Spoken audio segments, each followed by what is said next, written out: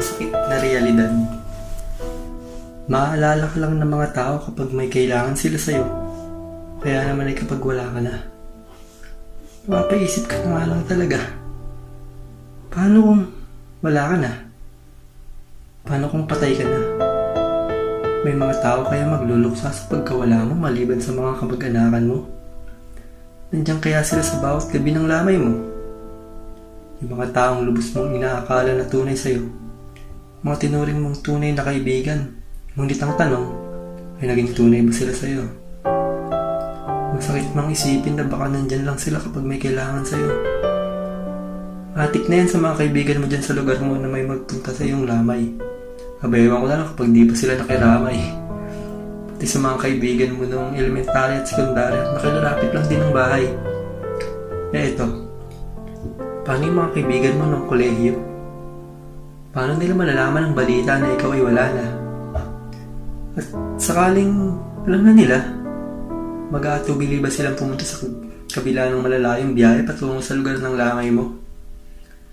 Sabihin na nga natin nandyan sila. Ayun na, nagkikintuan na tungkol sa'yo. Tungkol sa mga katarantaduhan at kabutihang pinagagawa mo. Kanya-kanyang sabi ng nakikiramay po o condolence po sa mga taong naiwan mo. Pero ilan nga kaya kayo napupunta sa lamay ng kaibigan nyo? 20? 30? 40? Pag nag-50, madami na. Sa libo-libo ng kaibigan mo sa Facebook, kanyang bilang lang ng tunay na kaibigan ang makakapunta sa lamay mo. Tapos yung iba pa, libreng kape, biskwit, pagkain at sugal lang ang tunay na punteriya. Sakot, diba? Marahil yung iba na sadyang busy sa trabaho o di kaya sadyang kailalayo ng lugar ay mapapapost na lang sa wall mo na, "Pre, ano nangyari? Ba't ka naman ganyan? Ba't ka nang iwan?"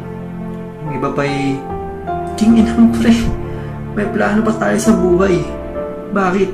Bakit? Bakit?" Nakakalungkot pang isipin na kapag patay ka na, patay ka na. Hindi mo na malalaman kung nangyayari ba itong mga pinagsasabi ko sa gabi ng lamay mo. Wala ka na magiging reaksyon, hindi ka na pwedeng matuwa kung sakali mang nagpunta sa lamay mo yung crush mo at nakipagkwentuhan sa mga kaibigan mo na umaming may gusto din pala siya sa'yo. O di kaya yung malungkot dahil sa kabila ng pagiging mabait mong kaibigan ay ilan lang ang naglaan ng oras para sa gabi ng lamay mo.